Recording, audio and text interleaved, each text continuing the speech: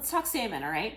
I know a lot of you are freaked out about salmon and how to cook it, and there are literally tons of ways you can do it, but I'm gonna show you one of my favorite, most simple ways to cook it. It's pretty much no fail. Fail. All right, here we go. So when you get your salmon, if you have the ability, make sure you choose something from the center of the fillet. See, there's no tail end. If it was a tail end, it ends up kind of going tapering at the end there, and then it gets a little thinner. So once you get the middle portion, it's all about the same thickness. That's fun because that means it's gonna cook all at about the same rate. If you do end up with the tail piece, all good, don't freak out. You can tuck it under, or you can cut it off and use it for something else. So that'll just help prevent overcooking that little tiny tail. Okay, so center cut is what you want. This was a previously frozen piece of wild salmon. I like wild salmon, a little bit more nutritious, and it's also pretty good in terms of being good for the environment. So this is from Alaska. Thank you, Alaska. And yeah, it's ready to go. The other thing I want to tell you before you cook this salmon is, you'll see I've got a little piece of paper towel here. Make sure you pat him dry. Patting him dry will prevent him from steaming while he's cooking. He doesn't like to steam. I mean, he does, and you could do that, but that's not what I'm going for because I'm going to broil it. Yes, I didn't tell you that part, but I'm going to broil it. So make sure he's dry. And then you're going to put him on a piece of foil on a baking sheet that's safe to go in the broiler, okay? So this is not a glass pan situation. Got me? No glass pans under the broiler. Don't do that. All right, so here he goes. Boom!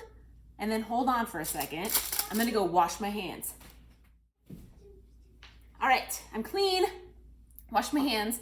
Now I'm gonna take a little olive oil. I'm gonna drizzle that over. You could use any oil as long as it's, not your fanciest oil. So I'm gonna drizzle that on top. And now I'm just gonna put a little salt. A little salt goes a long way.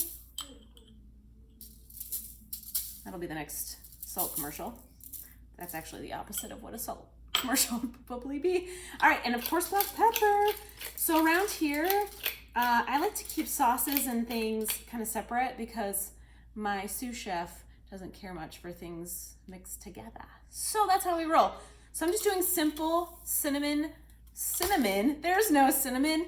That's salt and pepper on my salmon. I'm gonna broil it. It's gonna go in the broiler about 6 inches from the heating element, and I'm gonna broil it for about 5 to 7 minutes. And you're gonna know it's done because it's gonna start to flake a little bit with your fork. So that's how you know it's done. It's gonna flake easily when you take a little fork on it. If it starts to kind of ooze some of that white stuff, that means it's done. You need to pull it out and hurry up because that means you've taken it a little too far. It'll still taste fine though, so don't freak out. So I'm gonna turn mine into tacos, but you could just eat it however you want. Throw it on a potato, just shove it in your face, whatever you wanna do. All right? The world is your oyster. So that's it. 5 to 7 minutes under the broiler. We're gonna have salmon tacos for dinner, and it's almost time for that, so I better get going. All right, enjoy some salmon. If you have any questions, let me know. Bye. All right, guys, so it's done. I just wanted to show you what it looks like. Oh, isn't it pretty? And it's so easy, so you can tell here that you just take a fork and you just see how it flakes. Did you see that? Isn't that great? So it's all done. It's ready to go. So that's easy. 5 to 7 minutes in your broiler and you're good to go.